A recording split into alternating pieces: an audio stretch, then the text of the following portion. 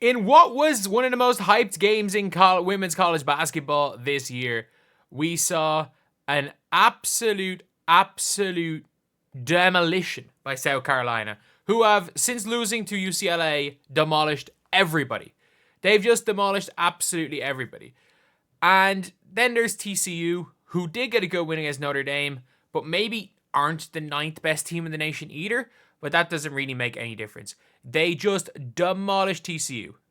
And the biggest thing in this game was, well, we got to see a lot about the draft prospects, and there was a dunk. But before we get on to it, if you guys are new to the channel, subscribe. We're doing Hoopsmiths. We're uploading an average of 5 videos every single day between now and the end of the year.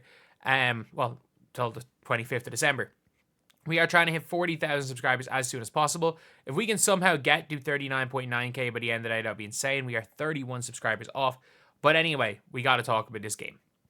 Van Lith was fine. Like, Van Lith, especially to start the game, she was the only one who didn't look completely off the pace in the first half. I'm not going to lie, I stopped watching at halftime. I stopped watching the game at halftime because I was like, this one's rough. This one's pretty bad. And yeah, like South Carolina came out, and after what they did to Duke, they blitzed Duke, and then Duke started coming back. And it's the same again. Like, this was a game that could have been 50-60. Like, Fo Wiley finally got to take some shots, and she drops 20 points. Raven Johnson goes 50% from 3, putting herself, that's probably easier to show in this one, putting herself back into contention for being a second-round pick. I would say there's a near 0% chance for being a first-round pick, but she's a pro. She does one thing at the elite level. She's still, what's her percentage from 3 gone up to from that? She's still only averaging 3.8 points per game, and she is still shooting 23% or 20% from 3 for the year, and teams do not guard her. So even if she goes up to 40%, teams don't guard her. For the rest of the team, they didn't. Everybody just kind of scored a bit for South Carolina. Hailey Van Lith, she took a lot of shots, but I mean, she at least looked like she was at the pace. Hailey Van Lith looks like a pro, to be fair, but Ashlyn Watkins actually dunked the ball. She dunked the ball on the break. And at this stage, you know what? This is just demoralizing. Look, it's only at this stage a 5-point game. And Sedona Prince does not even try really. Well, she gets back and running in slow motion. And wait, is there contact in that dunk? Wait, is there contact? That might have been an and one.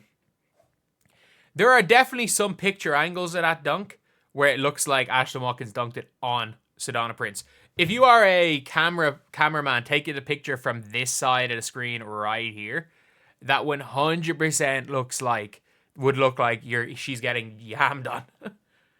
Like, still though, we've seen our first dunk. And for those of you guys that are like, oh my god, like, this is the craziest thing, I'm thinking it's a surprise, Dominique Malonga is like throwing it down on the regular right now, I'm pretty sure, for Lille. It's not for Lille, Lyon. For the Asvel team in Lyon. Like, she is seen as the female Wembanyama, Dominique Malonga. And like, she's dunking with ease. Like, there's footage of her at like 16, in fairness, spin dunking off drop steps. Like, she's 6'6", with probably, I would say, like a 6 or 7'2" wingspan, and like freakishly good athleticism.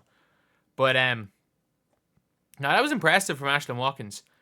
That is very, very, very, very impressive from Watkins.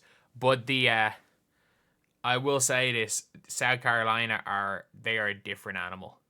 Like, TCU, they have made Duke and TCU look like bad teams, and they're both good teams. They're 9-1. And South Carolina have a pretty tough schedule.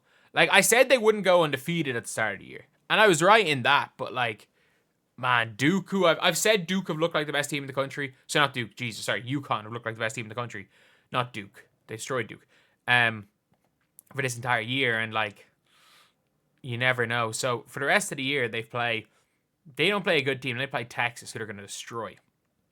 Then, 4?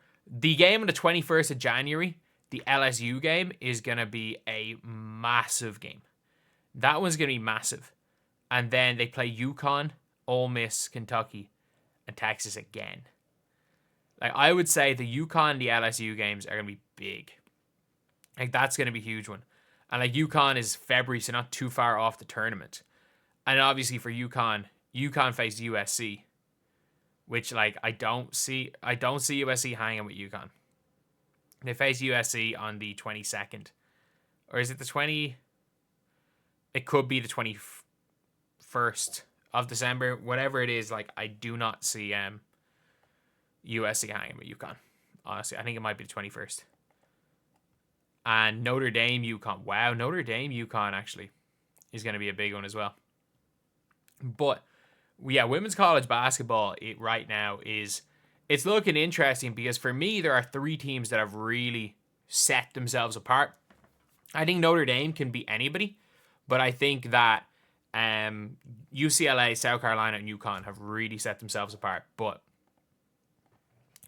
it's going to be hard to beat South Carolina again. Like, they've got Chloe Kitts who's stepping up. If Full Wiley's allowed play. Is she a top 5 guard in the nation? Probably. If I was her, I'd still look to transfer. I think she's going to be a 1A, 1B in the WNBA. And if she wants to get into that lottery in 2027, like, she will not break the JuJu Watkins, Booker, JuJu Watkins, Hidalgo, Booker, and Zhang Jiu lottery. She will not break that 4 playing at South Carolina. She just won't. Dawn Staley has not really produced that many good guards, whereas obviously she's done an exceptional job with post players. No one will question that. No one will question how good she is as far as winning is concerned, especially at the collegiate level. But if I was her, I'd probably go somewhere where I can just be the 1A, because if you can carry a team, it's going to be big. But yeah, good game I thought from Van Lith. Genuinely good game I thought from Hailey Van Lith. She's not shooting well, but she's still, like, she's going to be she's not going past 15 in the draft, Van Lith, I don't think.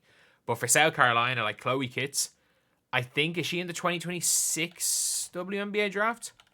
Because whatever draft Chloe Kitts is in, yeah, she's born in 2004, so she's in the 2026 draft class. She has put her name right in, like, the running for getting into that 2026 like, top first round pick. Like, Ashlyn Watkins, obviously somebody off the court things are the only instance of her. She's exceptionally good. But yeah, that's pretty much it. A very, very good game there for South Carolina, and we actually saw a dunk for the first time, I think, this year in college basketball. But it's not the first time we've seen. There's literally a draft prospect this year in Dominique Malonga who's I think, 2 or 3 dunks or something for the season over in France for Asvel.